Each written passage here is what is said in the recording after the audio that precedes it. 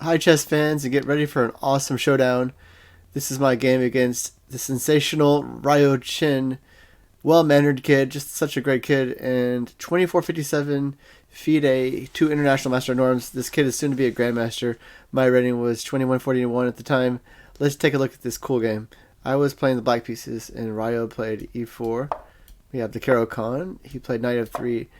Back in the old days, people used to just play some of the main lines like this. And this is some of the main lines you would see back in the old times.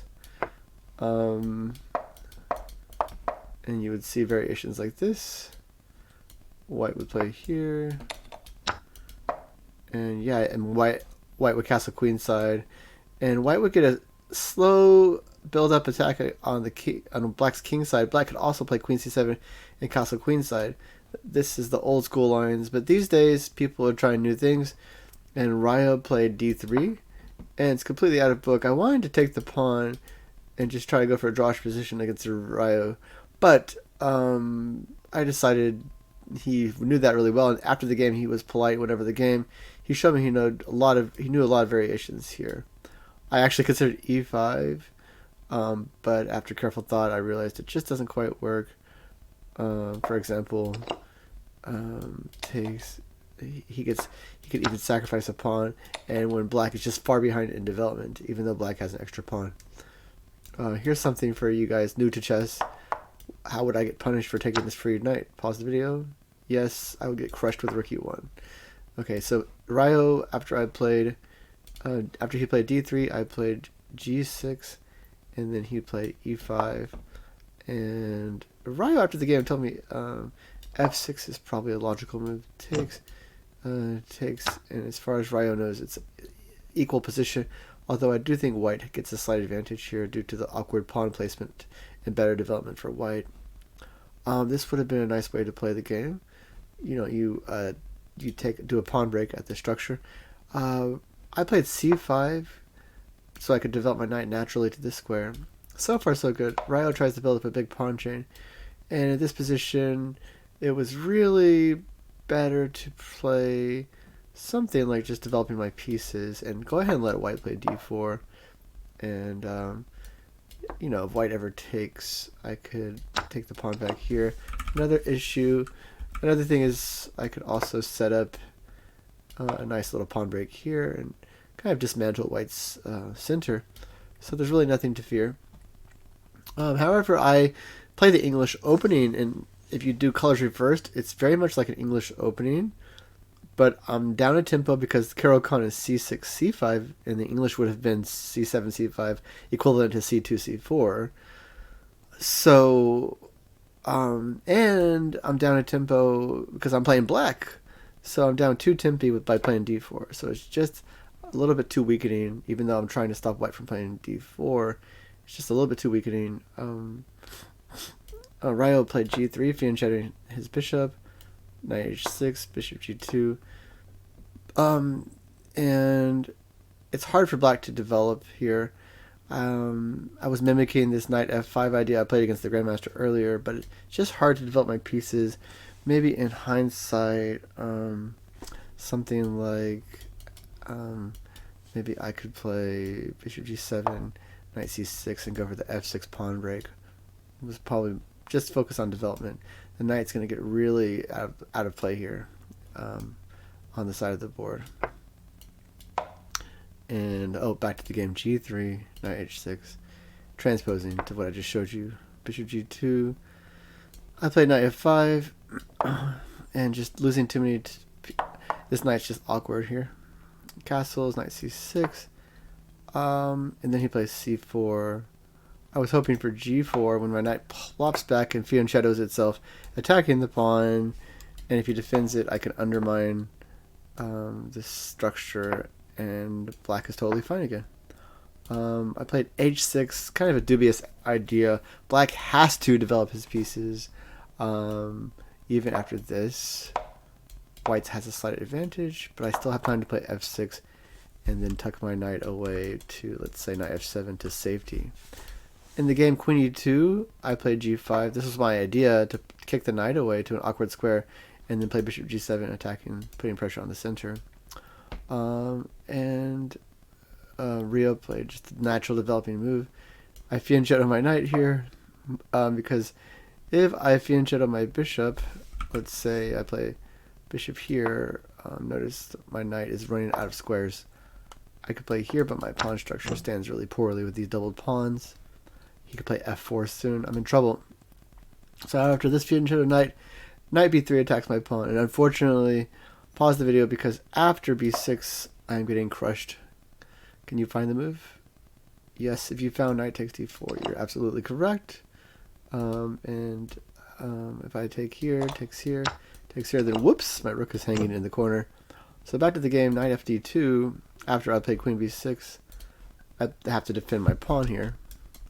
And that's the only way to defend it, actually, which is unfortunate. I guess I could have tried knight e6, but it transposes to this, and he plays knight fd2.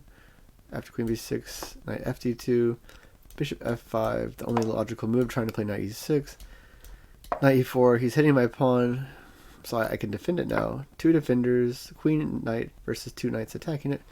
He plays f4, and pawn takes pawn had more of a fighting spirit. Pawn takes pawn, h5, really interesting.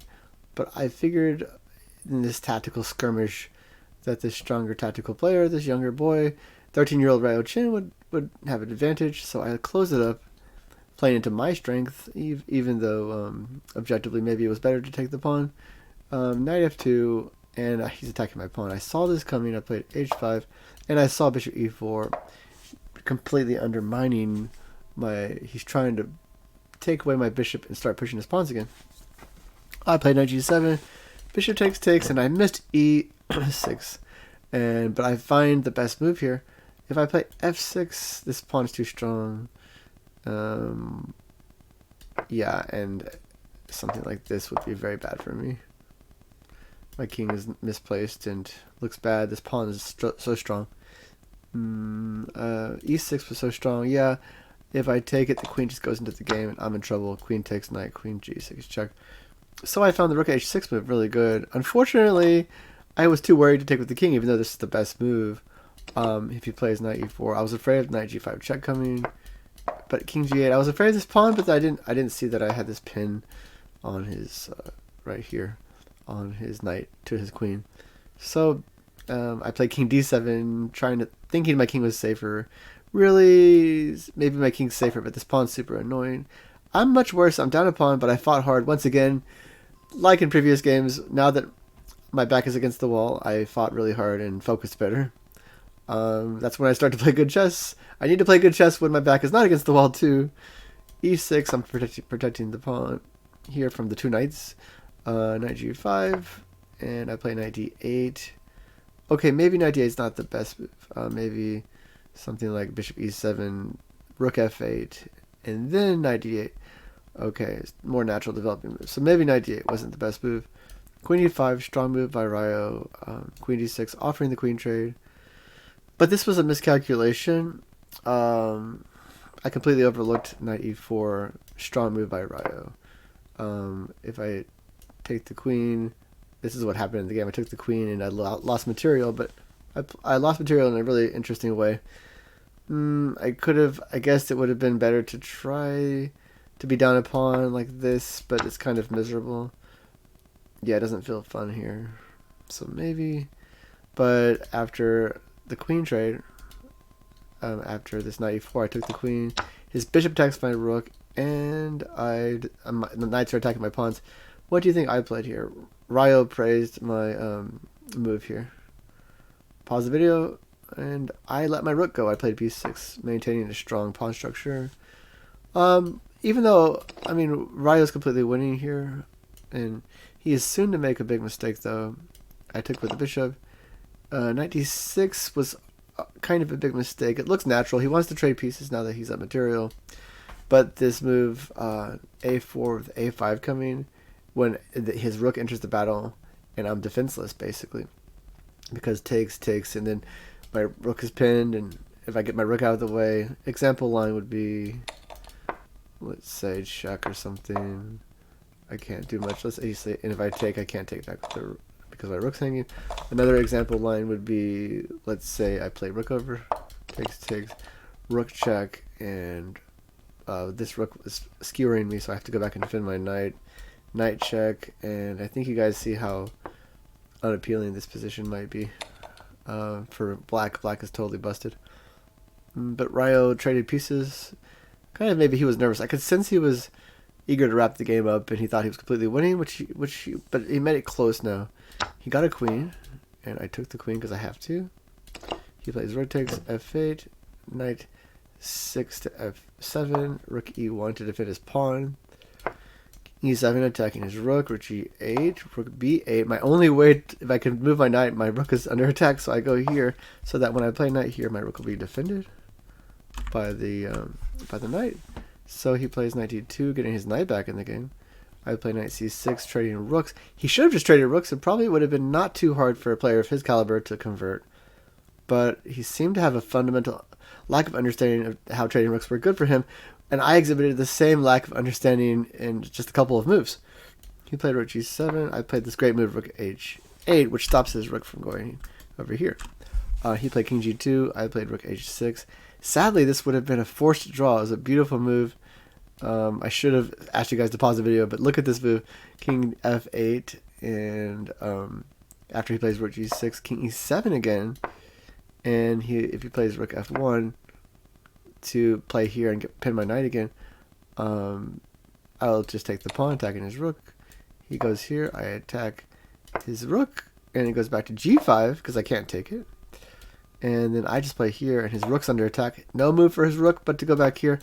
And it's a lovely perpetual. It's a draw against the international master, even though I'm 350 points lower rated. This would have been such an amazing result. After king f8, another line could have been king e7. Again, if he just goes here, I just keep doing the perpetual. And I'm threatening to go here and kind of trapping his rook. So that would have been a forced draw that I missed. Rook h6, rook f1, knight ce5, and knight e4. And now I played this knight f3, and that was my best move here. Blocking up the f file. I saw that king f8 was now a huge mistake due to rook. Well, I'll let you guys find the move. Why is king here a big mistake now? Pause the video. He has the brilliant, congratulations if you found, rook g takes f7 check. Knight takes. Now after knight g5, I can't. There's two pieces attacking my pinned knight, and I can't move it, of course. And there's two pieces attacking it, and I can't play rook h7 because the knight will take my rook, and I can just resign here. Game over. So knight f3, rook g8. Yeah, rook g8, and he plays. Play rook h8. Now I decide to trade rooks, and he goes for the trade, which is correct. I should have played knight d6, and after check or something, block with the knight again, and then go for this rook king f8 idea again, which would kind of trap his rook again. So rook g8, and I could play here and go for the draw again. And yeah, rook h8, he trades rooks. Now my knight's out of play, and I'm virtually lost. The computer says I'm down by 3 points. h3, knight f7, but Ryo gives me a chance. You'll see it gives me another chance to be almost a drawn position again. So even though he's almost a grandmaster, a very talented kid, it's great that you guys should know that all these amazing players make huge mistakes that can let you back in the game. Never give up. Never give up. So this knight comes back to e5. Rook e1, king f6, trying to centralize my king. b4, this is the chance. It's a dubious move. I should have captured this pawn with renewed passed pawn potential. See? I'll have two pawns against one, try to get a passed pawn. That would have been really complicated. But instead, I played knight d6, getting my knight back in the game. He took. Now the rest is simple for a player like Ryo. I'd play king e7, he'd play rook b8. I'd play knight f5, rook b7, check. And the rest is just simple technique. I go for a check, trying to scare him, but check. He goes here, deliberately walking into check. So my knight's actually out of play. My knight's no longer attacking his pawn. So he lured my knight over here, and I resigned. Even though Ryo is amazing at calculation and positional chess. He seemed to lack some late middle game and in-game concepts that I also lacked. These concepts could elevate his game and help him become Grandmaster even faster. In the prior game, he lost to the Grandmaster, Hedin Steingrenson, that I played. YouTube link in the description. But he was crushing out of the opening, but the Grandmaster he played against was able to convert in the endgame. Hope you enjoyed this amazing game with Ryo Chen. Please leave a comment or like if you enjoyed the video. Consider subscribing if you're new to the channel. Have a wonderful day, guys, and see you in the next video.